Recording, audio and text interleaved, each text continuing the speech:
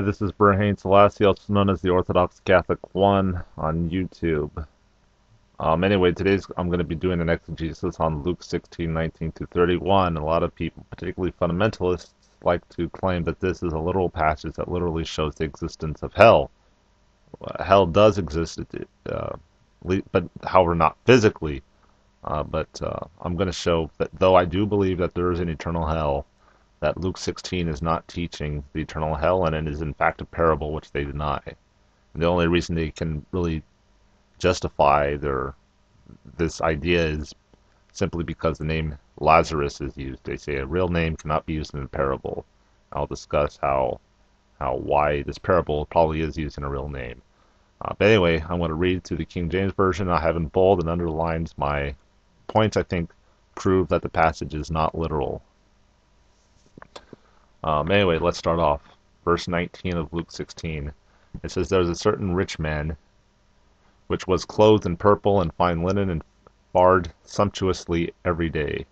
And there was a certain beggar named Lazarus, which was laid at his gate, full of sores, and desiring to be fed with crumbs which fell from the rich man's table. Moreover, the dogs came and licked his sores.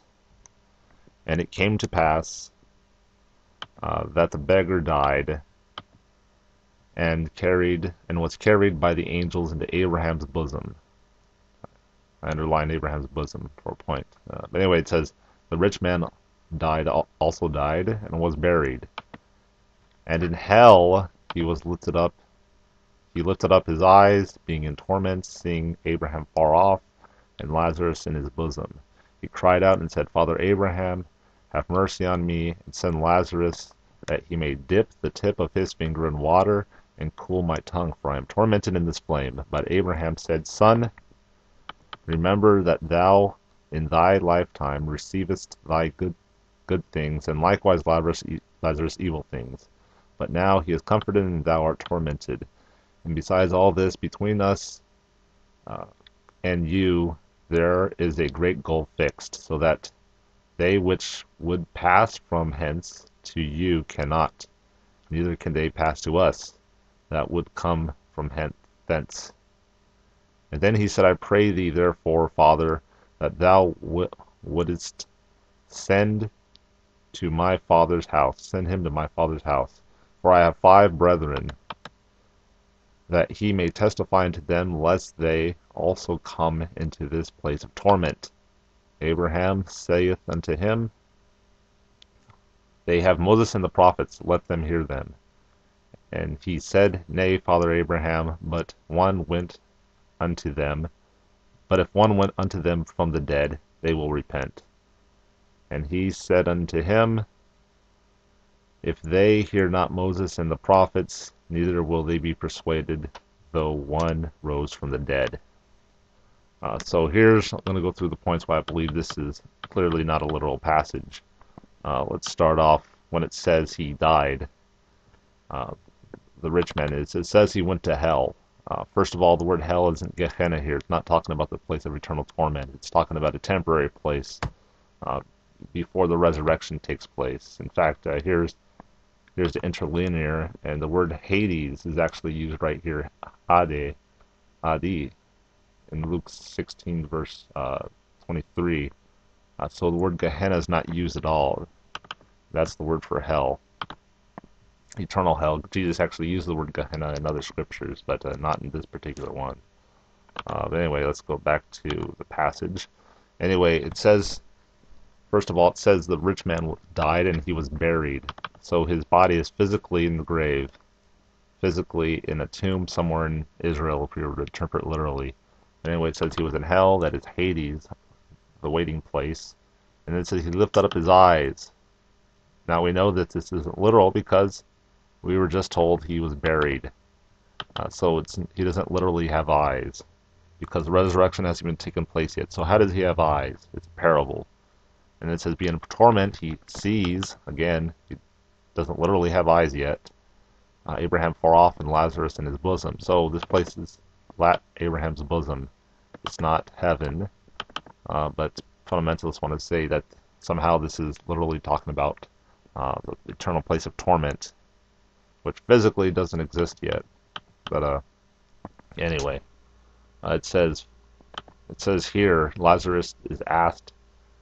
Um, Actually, I should say the rich man asked Abraham, his father, to send Lazarus that he may dip the tip of his finger in water. Again, there's no water there. There's no fingers. The resurrection hasn't taken place yet. They're dead. Their bodies are physically in dirt in a cemetery somewhere. And it says, cool my tongue. Of course, there's no tongue yet. There's no need for it to be cooled because it's dead. It's in the ground. It's worm food. And it says, I'm tormented in this flame. Again, no literal flames yet. No, it's not a physical place. And then it talks about a great gulf. But anyway, the passage goes on and says, send him to my father's house. Again, so this is showing that people are physically alive at this time. So how could they physically be in hell? The resurrection can't take place yet if there's still people alive on earth. Anyway, it says they have Moses and the prophets. This shows that they're Jews. This is showing it's before the gospel. And they're Jews yet. So the resurrection definitely hasn't taken place yet. And then at the end it says, if one were to come from the dead, they will repent. Again, they're still dead. There's no resurrection. So anyway, I think all these show that it's fairly obvious this is a parable. It's not literal. I mean, theoretically it could have happened, but Jesus may have allegorized it in order to give more detail of like the torments and to give for a literary effect. He refers to it as if it were a physical place, though it's not. As far as the term Lazarus is concerned, why is it used?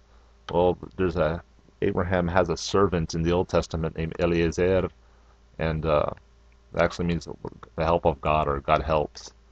And Lazarus is actually a Greek equivalent to that name. But Lazarus, or Eliezer in the Old Testament, was actually Abraham's servant, his steward, the master of his house, which was the top servant. Then you have this parable being about one of Abraham's descendants, not like his first generation of sons, but one of his descendants. And we know this because he adjusted them as Father Abraham and stuff like that. And it speaks of prophets and Moses, which shows that this man's a Jew. He's a physical son of Abraham. But it seems to say that Lazarus, this Gentile, originally was a Gentile, I should say. He probably was circumcised because a commandment was put on all of Abraham's servants. But anyway, it seems that some describe it as a radical redefinition of the covenant. But anyway, that's why I think this passage in Luke 16 cannot be interpreted literally. For all those reasons, the resurrection hasn't taken place yet, and these people are dead, so their bodies literally are physically in the ground, yet it's speaking of here as if they still have eyes, and they need water, and that they're burning in flames, and they have fingers, and all this sort of stuff.